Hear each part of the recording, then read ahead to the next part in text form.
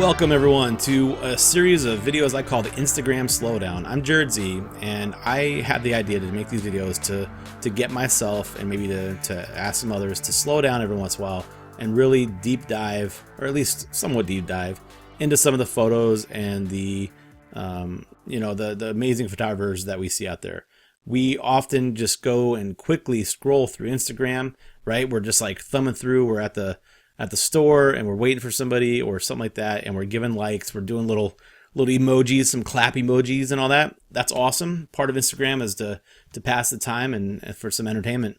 But it's also really cool to slow down and take time to look at the photos to see why they're so cool, why we like them, why we engage with them. So today I'm going to talk about Topher Lynn Photography.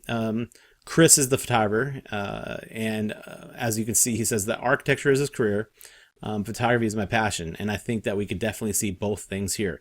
You have an amazing eye, from what I can tell. I'm not an architectural photographer, but the architecture stuff that you have is super cool, right? All these intersecting lines here, just really cool.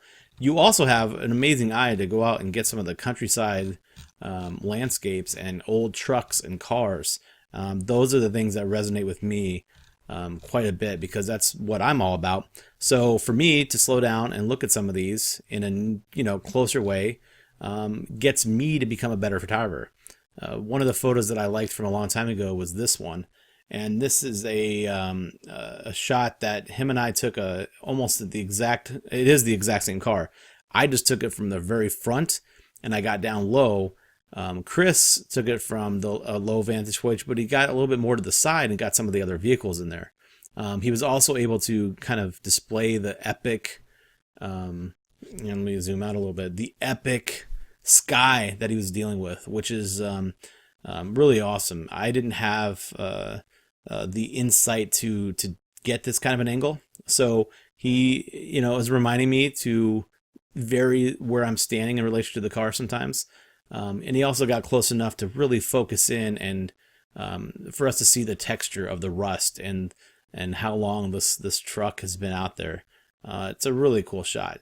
A couple other photos that stood out to me. This is one of his architectural shots.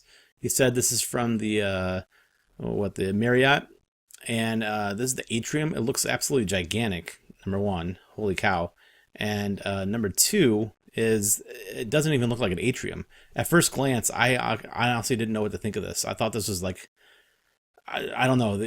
Another comment said the inside of a piano, and the closer I looked, though, I was like, are those railings? And then I read, that it was a hotel, and I was like, that's pretty amazing. This is an example of repetition beyond, as one of the best examples of repetition I've seen.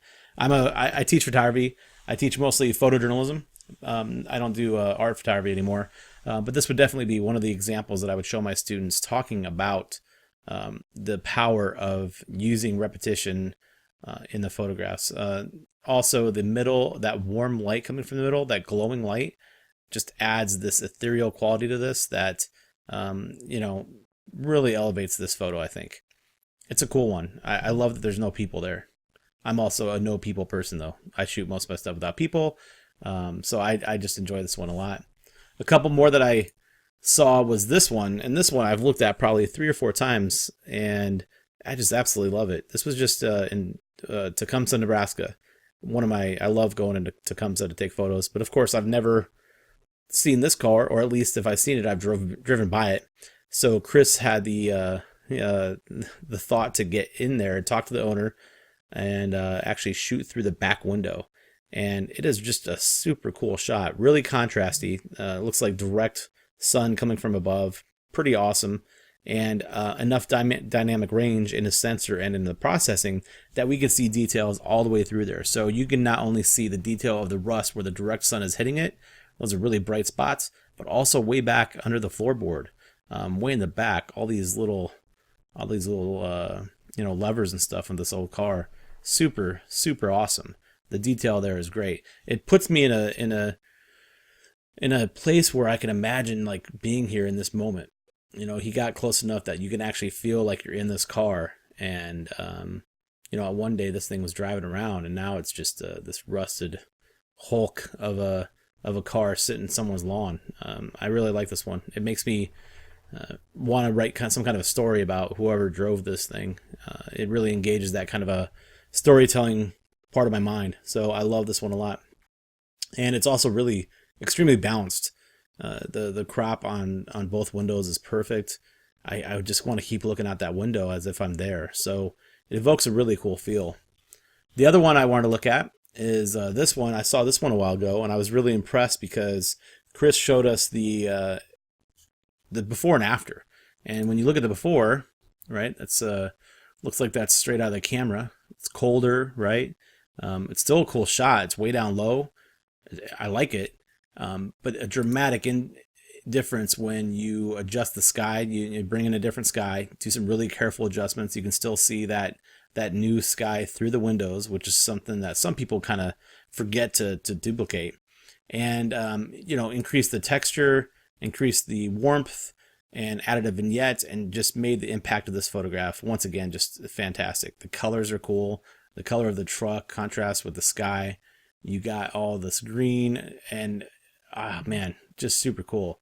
I want to get more of these types of shots in my portfolio when I'm down low a little bit. I get a lot of straight on shots of trucks and cars and stuff, and I kind of like that too. But Chris is really reminding me of the importance of finding some different unique angles and shooting it from varying viewpoints. Also I'm afraid of ticks. I hate ticks. So getting down low, I bet you there's a tick in there. But Chris, amazing stuff. You really have some incredible work in here. The colors are vivid. The framing is very carefully, you put it in your viewfinder for a specific reason. And your use of color and shape and form are all fantastic. So I love it. This is one that I didn't even think to pull out, but I love this one too. Super cool. Chris, great work. Thanks for letting me do this little video. I appreciate what you do, man, and I want to go out and I feel like getting out there today and shooting some stuff. So thank you very much. For everybody else, I hope you enjoyed, and take some time and leave a cool comment on one of your Instagrammers that you enjoy and tell them why you like it. Until next time, thanks.